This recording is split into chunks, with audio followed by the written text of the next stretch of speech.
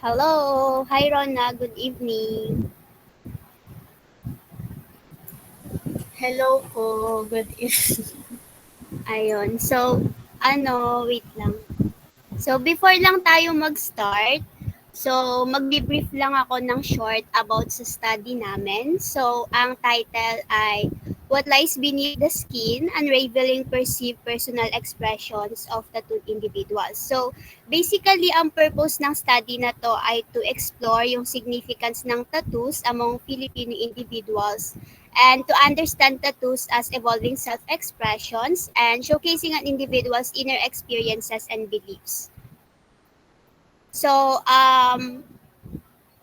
ang study lang naman na tayo nag-i-involve ng minimal risk to the participants since baka mag-cause siya ng discomfort or unease kapag nag-express ng personal experiences and meanings.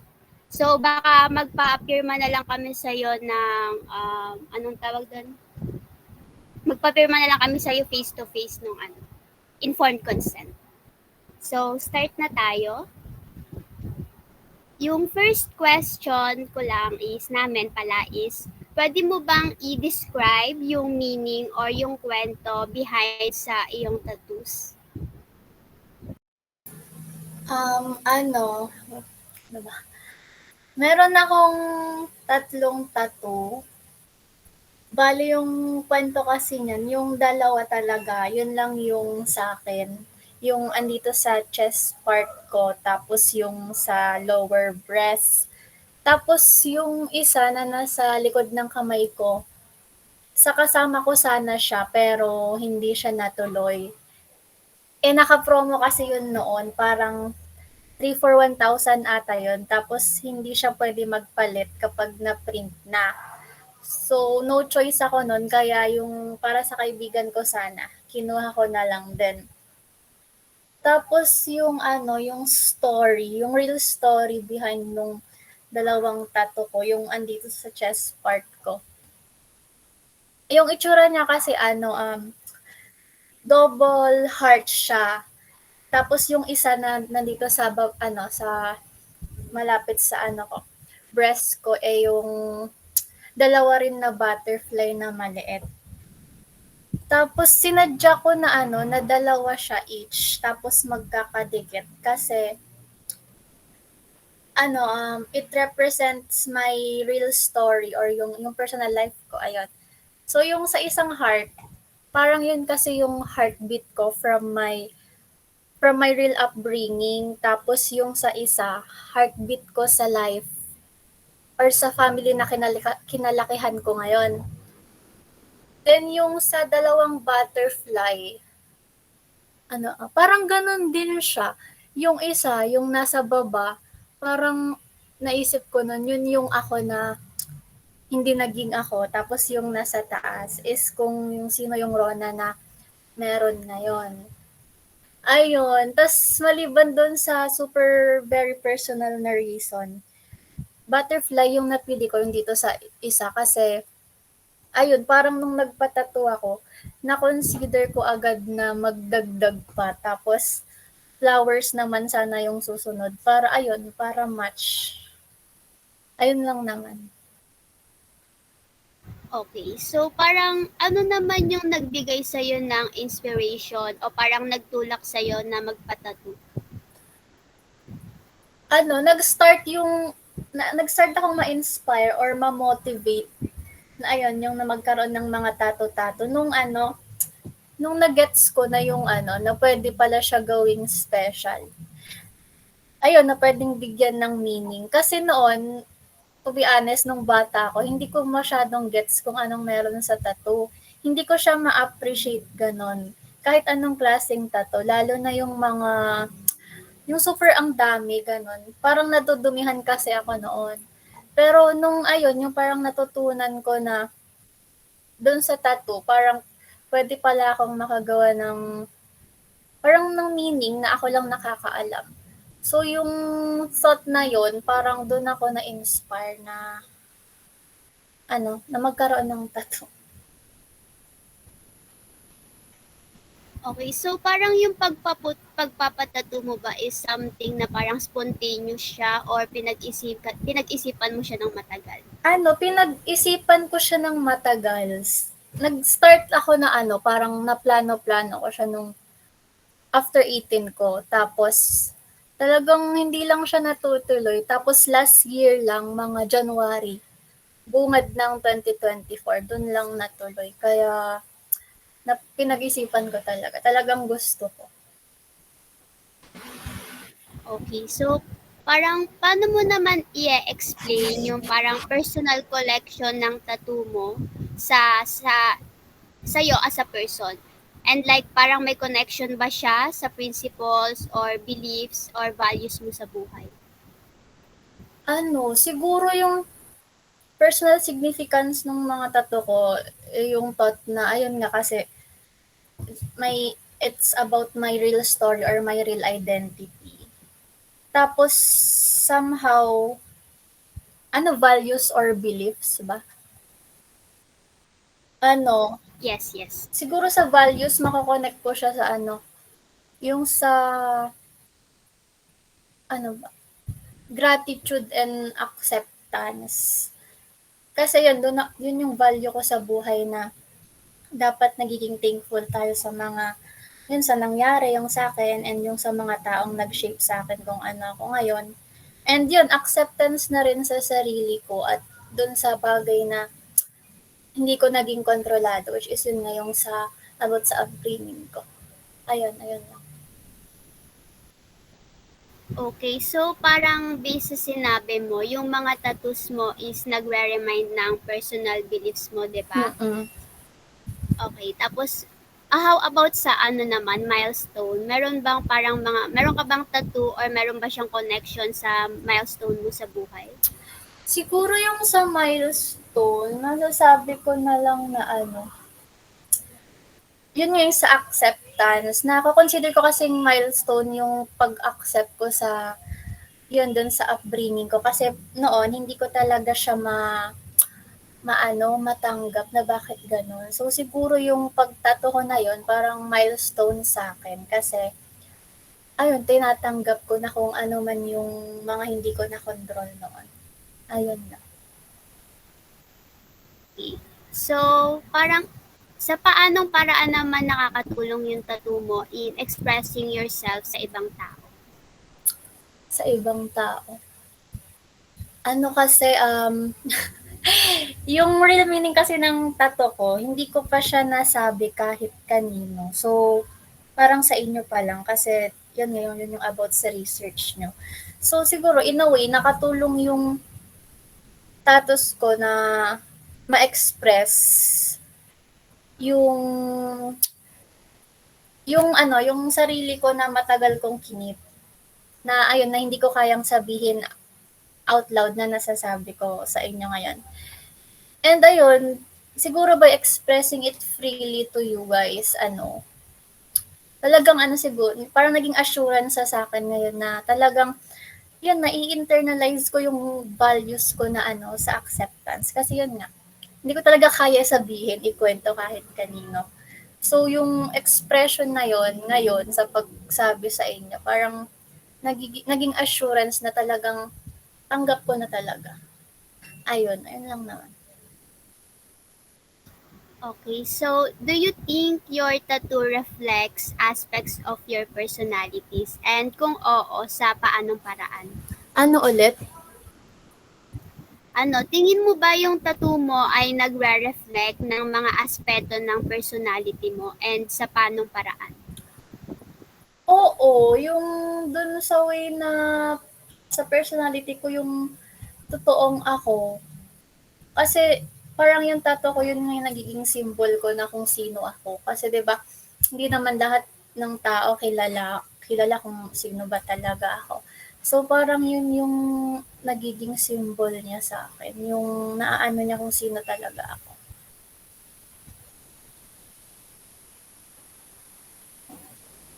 So parang ano naman yung gusto mong mag-message, stories, or feelings na gusto mong maintindihan ng ibang tao kapag nakita nila yung tattoo mo?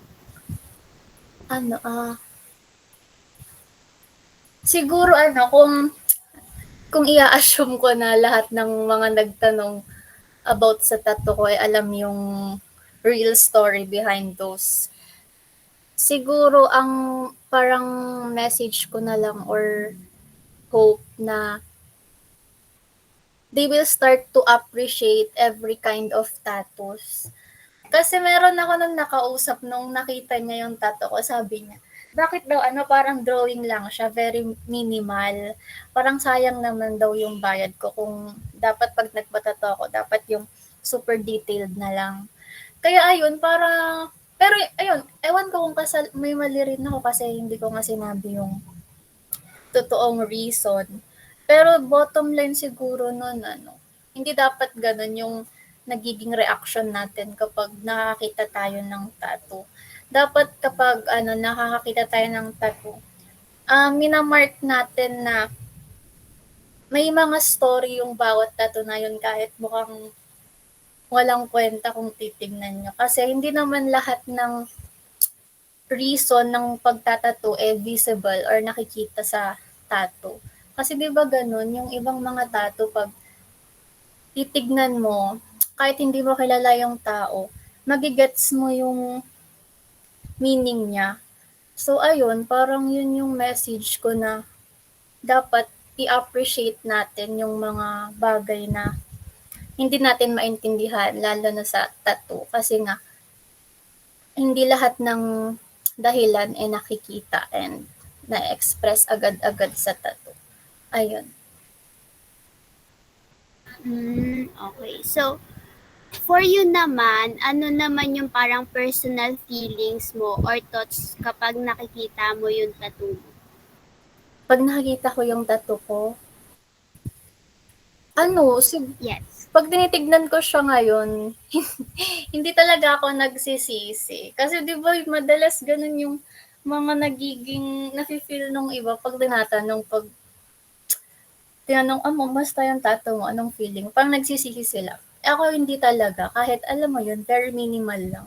Kasi alam kong may connection talaga siya sa akin. Pati yung yung sa kaibigan ko dapat, pag tinitignan ko siya ngayon, bigla siyang nagkakaroon ng meaning sa akin. Kasi yung dun sa tattoo na yun, yung sa kaibigan ko, nakasulat kasi dun, yung stay. Lately, yung mga ganap ko sa buhay, puro malulungkot. Kaya kapag nakikita ko yun, alam mo yun, parang may nagre-remind sa'yo na, ayun, na wag kang mag-give up. Kaya, ayun lang. Okay, so pwede ka naman bang mag-share this time ng mga like personal experiences mo kung paano ka i-treat ng ibang tao or meron bang instance na nahuhusgahan ka nila dahil may tattoo ka or something? Yung gaya sa nasabi ko kanina, siguro isa yun na parang na-perceive niya ako na mema lang kasi ayun nga very minimal yung tattoo. Hindi niya ma-appreciate. Kasi siguro sa pagdating sa when it comes to judgment, siguro pag dun sa ko, sa family ko, siguro pag malalaman nilang may tattoo ako, i-judge nila ako kasi hindi pa sila very, mo yun, yung open sa ganong mga bagay. Very outdated pa rin yung thoughts nila when it comes to tattoo.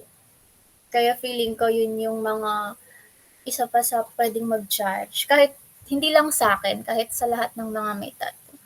Tapos yung iba naman, halos lahat naman ng mga naka ng tattoo ko. Hindi naman yung mga friends, ganun. Hindi naman bumaba yung tingin nila sa akin nung nalaman nilang may tats ako. May mga tats. Yung iba nga na-cutean sila daw ganun. More on the positive side naman. Pero yun, hindi ko din madi-deny na meron pa rin talagang yun may judgment pa rin sa mga tattoo. So kapag sa mga times na parang na-judge ka or paano ka nagre-respond sa perceptions na yun ng ibang tao or kahit sa positive side? Yung dun sa nag-perceive kasi na parang mema lang daw. yung naging reaction ko, alam mo yung parang, ano ba, paano ko ba siya i-explain? Parang alam mo yun, na-atake ka. Kasi di ba, syempre, alam mo, deep inside na pinagplanuhan mo yung ano, yung pagtatato mo tapos ipe-perceive lang ng iba na gano'n. Kaya parang napaano ako dun, napataas ng kilay. Tapos dun naman sa mga ano, sa positive, yung feedback sa tato. Ayun, parang natutuwa ako 'pag nagsasabi sila, napapasabay ka na lang din sa ano, ta's yun, makakapagbigay ka pa ng ano, ng insight about tattoo. Parang, kasi 'pag more on yung sa mga nagbibigay ng positive feedback, nakikita mo yung ano sa kanila, yung parang gusto din nila, interested din sila. So, siguro yung sa ganong way, mas nakakapagbigay ka din ng info about sa tattoo. Parang ayun. Okay, so at personally naman with these experiences, paano 'to naka-impluwensya sa kung paano mo tignan yung sarili mo as a person? Ano, mas napansin ko nung nagkaroon ako ng tattoo, parang mas naging confident ako sa katawan ko. Parang alam mo yun, na-appreciate ko yung mga different styles sa akin na nung wala akong tattoo, eh, ayaw ko gano'n. So, parang ako nun talagang may mga time talaga na ano, madalas yung mga time na hindi ako confident sa sarili ko, parang bilang lang yung mga time na yun. Kaya nung simulang nagka-tattoo ako, parang mas madalas kong na-appreciate yung katawan ko ngayon. Ayun.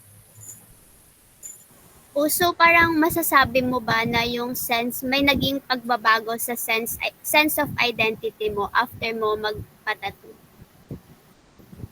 Oo, siguro yun yun nga yung confidence ko, yun yung parang yung pagbabago na yun, mas nag-a-align siya sa alam mo yun, positive. Kaya ayun. Oh, so parang second to the last question na natin 'to. So kapag if someone ask you naman kung ano yung ibig sabihin ng tattoos mo para sa'yo, ano yung parang gusto mong sabihin sa kanila? Ano, siguro ano, simple lang yung sasabihin ko. Parang it has something to do with the real me. Ayun lang, parang hindi ko siyempre depende siguro sa magtatanong. 'Pag parang trustworthy naman siya sa paningin ko, ta's ayun, siguro masasabi ko yung parang nasabi ko sa inyo. Pero 'pag ano, yung mga typical people, yung as in yung hindi ka naman aatakihin, pero alam mo yun, curious lang sila. Siguro yun yung sasabihin ko, yung parang general lang na it has something to do with the real me. Ayun. Okay, so moving forward naman para sa last question natin. Looking back, ano yung parang meaning ng tattoos mo ngayon compared sa kung kailan mo sila unang nakuha? Like meron bang pagbabago? Wala pa rin siyang pagbabago kasi yun nga, siguro I think kaya wala siyang pagbabago hanggang ngayon kasi very personal yung naging reason ko kung bakit ko pinush mag-tattoo. Talagang alam mo yun, parang kurbang-kurba niya yung pagkatao mo kaya kahit ilang years yung lumipas, kahit mag-fade siya, hindi ko pa rin siguro siya maisipan ng ano, ng pagbabago na ayun sa meaning nun. Very meaningful pa rin siya and ayun, walang regrets. Ayun lang. Okay, okay. Ayun lang naman for ano today. Thank you! Yes, thank you guys. Tapos yung sa ano, yung parang sa compensation, inform ka na lang namin ano after ng study. Okay, sige, Thank go. you! Good luck! Happy dinner! Sana masarap ang Yeah, inuulam. kayo din. Bye-bye. Bye!